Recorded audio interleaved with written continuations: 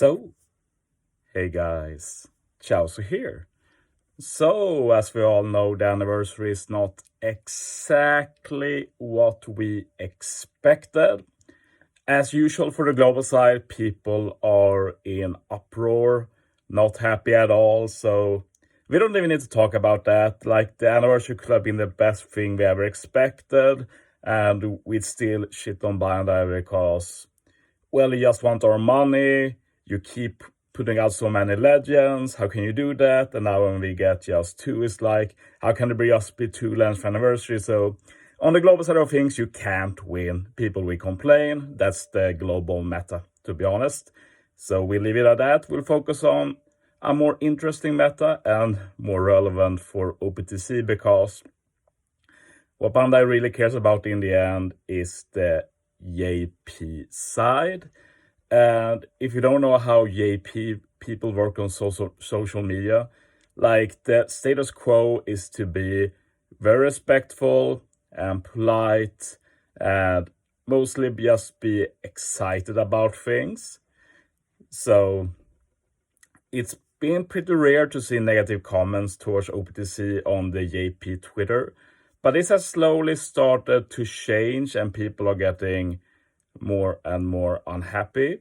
But it's not really affected the game much. Like, the biggest uproar ever was, of course, when 6+ Uta was revealed and JP people felt like this is not okay. Like, Tot Musica is not Uta. You can't make 6+ Tot Musica and call it Uta. That's not fine. So they felt forced to make changes due to the uproar. So I won't say that people are as upset this time, but I will say that the global and JP reactions are more similar than they usually are. Like, on a global Twitter, when I look, there are actually some people that are excited, which is pretty rare for global. So we actually have some excited people on both sides and some unhappy people on both sides. So I picked a few tweets from JP Twitter, and it's going to be more of the disappointing kind, because those are the noteworthy tweets that we don't always see.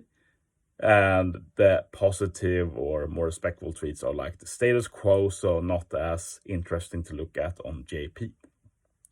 But yeah, let's just take a look. And yes, I do know Japanese, but it's not like a language I use a lot, so I'm not fluent, but I've done some prep work at least. So this guy says, Yosha Nika Mada Sekitame Dekuru. Like, basically, I can still save chems for Gear 5 or Nika. Jikan kurete arigato. Thanks for giving me time. So yeah, basically saying that this is a skip. Thank you. I've seen similar sentiments from a lot of global players. They was already posted us basically the same as this, like, thanks for making a bad anime so I can keep saving. Following that, this guy says, Une-san Rufu to Yamato Igai no Kyara Shitemasu.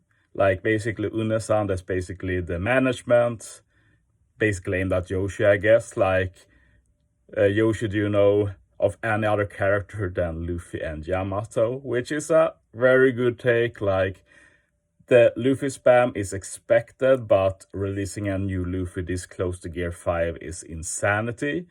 And making a duo character with Yamato is like the salt on top, which is like, it's like the 4th Super Sugo Fest exclusive Yamato that's way overboard. Like, that's just not okay. Like, doing a anniversary with this structure could work, depending on what units you pick. It will still be pretty bad, I'd say, from making money. But the unit pick is the main issue here. Like, we get like one new Super Sugo and it's another Luffy, another Yamato. Like, nobody wants it. Moving on. Sonuchi detekuru to mokedo. Ryu no Momonosuke ni notta Luffy no hoga shinsen datta kamo. So basically, he said he was expecting Luffy and Yamato at some point, but he thought it would be more fresh if instead of that, they'd go with Luffy riding on top of Dragon Momonosuke. And I definitely think that's valid. Like, instead of Luffy and Yamato, if this was Luffy and Momo, I will be a lot more fine with it, because it will feel more fresh. I think that's a very good word for it. And yeah, this is pretty short. Kore dake? Which basically means, what? Just this? Which is basically the reaction most of us had, like, it can't just be this. Like, I was in disbelief for a short period that we'd only get this. I was like, okay, they start with this, Luffy and Yamato, sure. Then they will tease, like, maybe Sanji versus Queen. Maybe we get Zoro, King. Like, the stuff we're expecting that will actually be hype. But no, it was just this and Toki and Oden. I'm actually somewhat excited for Toki and Oden, at least. I hope they make that pretty cool, but we'll have to wait and see for that. Yamato to Luffy, Mo o Sugiru.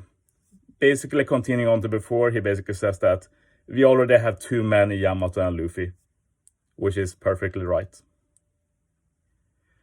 This is not a popular take, but I kind of agree with it, so I put it up anyway.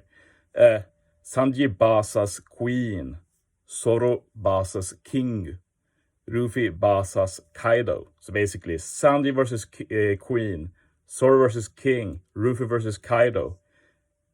Tatta kore de yusa wa mansoku suru no ni, nande yoso no...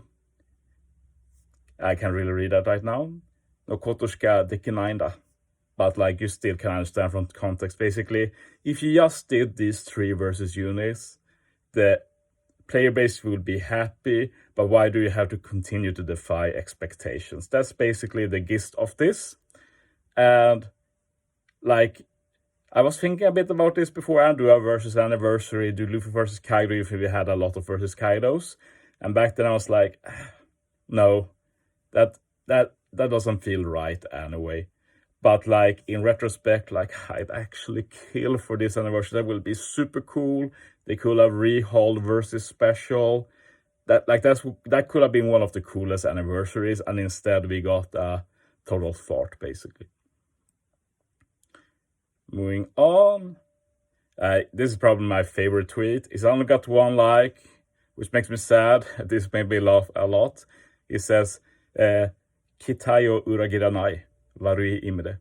So basically it says, Bandai does not defy expectations. And then in the parenthesis it says, in a bad way. So yeah, they didn't disappoint at all. We got what we could have expected. But I say that it's still pretty unexpected, because from a money-making perspective, like, I don't see this anniversary performing well at all, when anniversary is usually the by far most lucrative month of the year for One Piece Treasure Cruise. There's a lot of tweets about Yoshi. I didn't feel like bringing up all of them. I added 1 here at least. He says, Yoshi P wa bibitteru yo ne. Yoshi is like nervous, basically. Subete no yakusoku yabutta kara, mo player ni ka o misenai yo ne. He's broken all of his promises, so he can't show his faces to the players anymore. And there's many people talking about this. Why isn't Yoshi showing up? What's the deal with that? Does he even work at Bandai anymore? Who is the producer? Like, what's going on? Like, many people are talking about Yoshi. And I've said before, I don't like the focus on one person like that. But it is pretty weird for sure, I'd say. And this is a pretty popular tweet. Oden wa mo iite. And then there's a lot of W's. If you don't know, in Japanese, W is the same as lol, basically. So it says, enough Oden. Nantai dasun yo.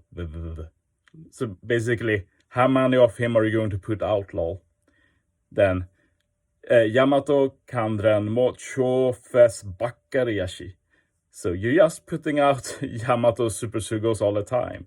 Yamato, Yamato vs Kaido, Yamato and Ace, Yamato and Ruffy. So Yamato versus Kaido, Yamato and Ace, Yamato and Ruffy. Like, どんだけ超フェスにヤマトおるねん.